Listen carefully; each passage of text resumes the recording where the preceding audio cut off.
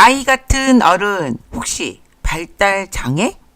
네, 안녕하십니까? 네, 심리상담소를 운영하고 있는 캐릭컴퍼니 대표 정기입니다. 반갑습니다. 네, 오늘 제가 여러분에게 또 소개시켜드릴 장애는요.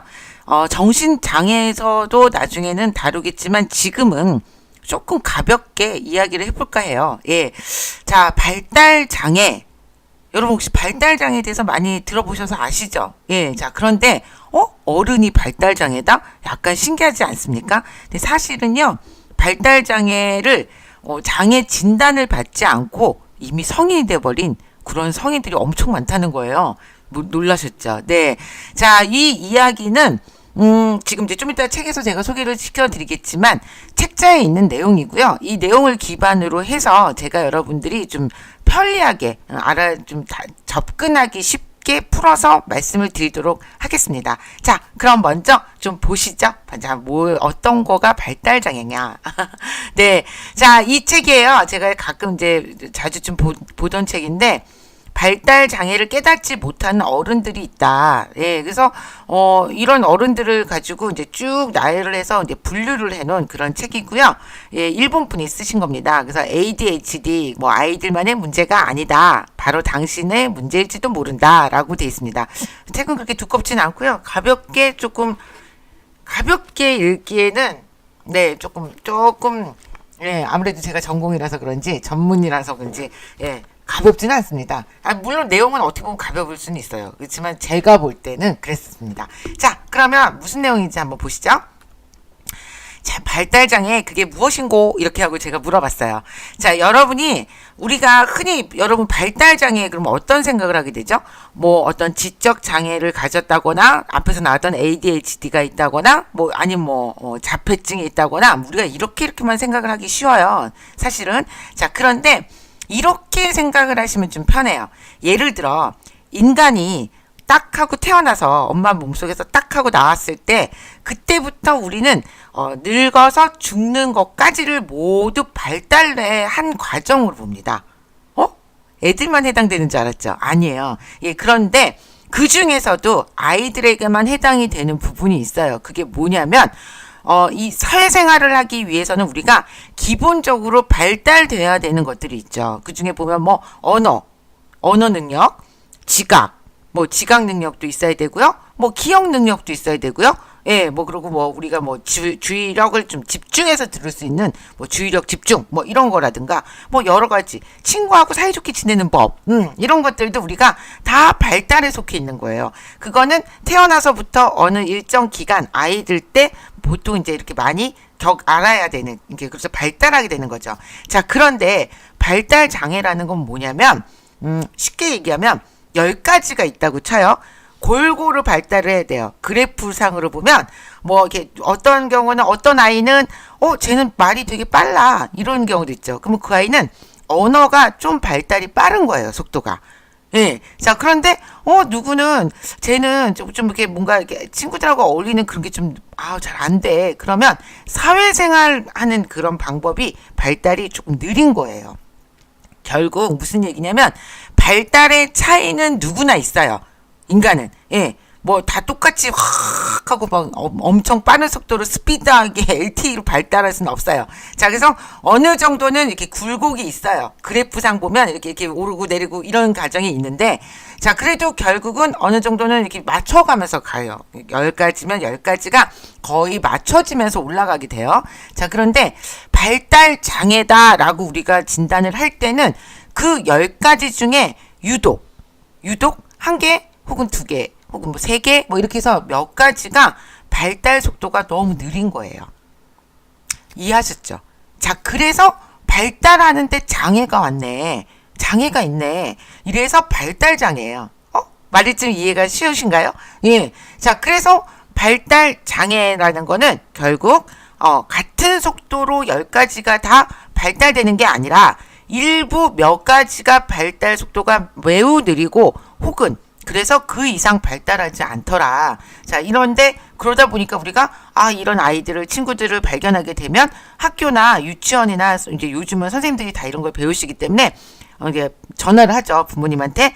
저기 어머니 누구누구가 조금 검사를 받아보시면 좋겠어요. 라고 이제 해서 검사를 받고 검사를 통해서 이 학생은 뭐 약간 이게 지적 능력에 조금 문제가 있습니다. 라고 해서 그렇게 진단을 하게 되는 거죠. 자, 그런데 이런 진단을 하는 시스템이 사실은 지금 현재 이 시대를 살고 있는 아이들 같은 경우는 거의가 그게 발견이 안 될 수가 없어요. 지금은 시스템 자체가 학교에서 이미 선생님들이 아이들을 관찰하고 그렇게 하기 때문이죠. 자, 그런데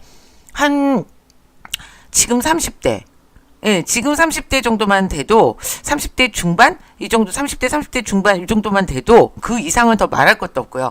아예 그때만 해도 어린 때 이 아이가 발달에 문제가 있구나라고 하고 그런 게 그렇게 중요하게 크게 교육에 넣어지지가 않았었어요. 자, 그랬기 때문에 그때 당시에는 그냥 유별나네.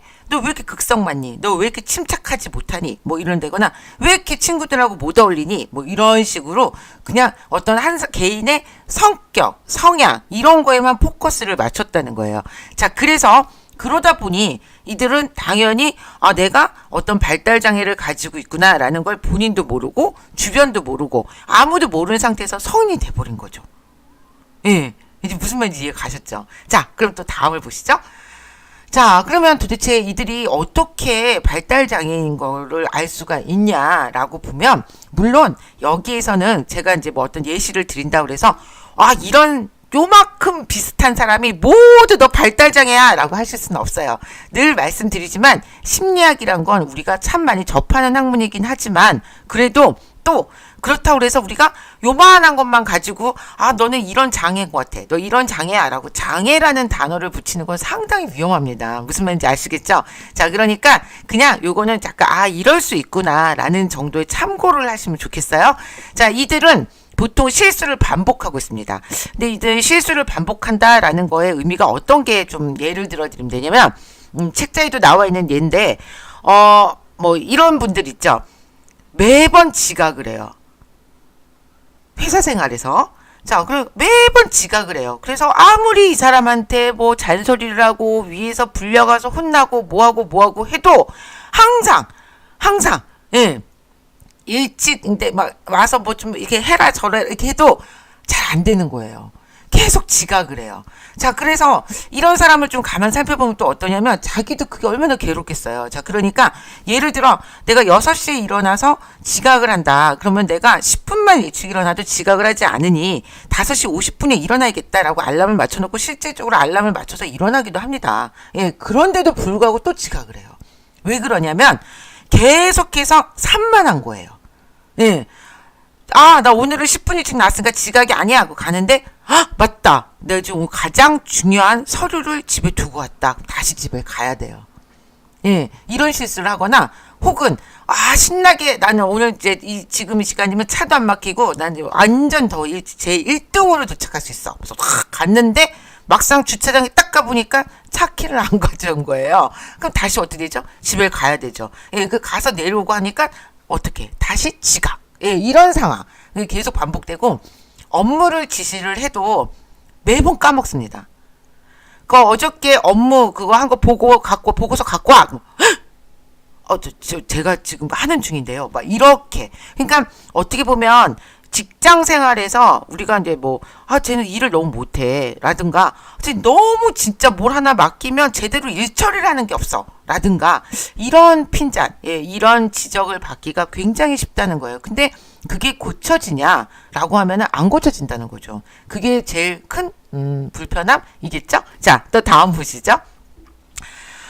그래서 이제 이런 분들을 우리가 보통 이제 사회생활에서 많이 본다고 그러잖아요. 이제 그래서 보면은 쟤는 정신이 어디 나가 있는 거 아니야? 뭐 좀 문제 있는 거 아니야? 막 이렇게 볼 확률이 좀 높다는 거죠. 왜냐하면 사회생활이란 거는 분명히 우리가 맡은 역할이 있고 제가 해야 되는 업무가 있잖아요. 자, 그런데 이 업무가 혼자의 힘으로는 도저히 마무리가 잘 안 되는 거예요. 이제 그렇기 때문에 항상 어떤 A라는 사람 하나 때문에 그 주변에서 그 업무와 관련된 사람들은 어쩔 수 없이 계속해서 도와주게 되는, 그리고 일 처리를 안 되니까 또 엉뚱하니까 다시 처음부터 해야 되는 막 이런 상황들이 계속 벌어지는 거죠. 자, 그러니까 혹시나 여러분들도 이 지금 방송을 보시면서 하고 이렇게 뭔가 떠올랐다 이러면은 평상시에 우리가 느낄 때 쟤 좀 문제가 있는 것 같아. 쟤 좀 문제가 있어. 라고 생각하는 어떤 행동이 있을 거예요. 분명히. 자, 그러면, 혹시나 그렇다면 저 사람이 문제가 성격이 아니라 어떤 발달 장애의 어떤 그런 걸 갖고, 성향을 갖고 있는 게 아닐까? 라고 한번 사고를 전환해 보시는 거. 그거를 좀 말씀드리고 싶었습니다. 네. 자, 이제 이들이 보면 지금 제가 계속 예를 든 게 직장 생활이었잖아요. 자, 왜 그러냐면 사실 우리는 직장 생활을 하기 전까지는 친구가 나를 도와주고 가족이 나를 도와주고 뭐 이런 환경은 사실 그렇게 이상한 환경이 아니잖아요. 또 다 그렇게 살고 있어요. 자, 그런데 사회생활이라는 건 어떻죠? 이제 저한테 확실하게 제가 가져야 되는, 제가 책임져야 되는 어떤 책임이라는 게 생기죠. 저희 업무도 책임을 져야 되고, 그러니까 성인으로서 어떤 사회 구성원이 실제로 되는 거죠. 자, 그렇기 때문에 분명히, 내가 맡은 뭔가를 이제 도와줄 사람이 사실상은 없는 거예요. 사회생활이 그렇잖아요. 이제 나의 스스로, 내 힘으로 뭔가를 이제 이뤄 나가야 되는 거죠. 자, 그런데, 아까 말씀드린 것처럼 이들이 항상 뭔가 부족한 면이 좀 갖고 있기 때문에 주변에서는 어린 시절부터 많이 도와줍니다. 가족들도 그렇고 친구들도 그렇고 넌 좀 제발 좀 이러지 좀 마라 막 이러면서 끊임없이 누군가 도움의 손길을 줘요. 자, 그런데 직장생활, 사회생활을 하게 되면 사실상 그걸 부모님이 와서 도와줄 수가 없잖아요. 이거부터 해. 이거 너 안 했을 것 같아서 내가 이거 해놨어. 이렇게 할 수는 없어요. 친구가 와서 도와줄 수도 없어요. 자, 그렇다 보니까 사회생활에서부터 저 사람 좀 뭔가 이상한데? 왜 이렇게 정신이 없어? 아니, 왜 저렇게 막 주의가 산만해? 뭐 하나 시키면 끝까지 하는 법이 없어. 이런 식으로 이게 정말 이제 표면화에서 드러나는 것들이 바로 사회생활에서 드러나더라. 자, 이런 이야기를 하고 있는 겁니다. 아마 직장생활 하시는 분들 지금 많이 떠오르실 거예요. 나 예전에 알던 누구, 나 직장 상사 누구, 이렇게 새로운 신입사원 누구, 이렇게 떠오르실 것 같은데 잘 생각해 보세요. 네. 자, 이제 마지막 결론인데요. 하지만 고칠 수 있습니다.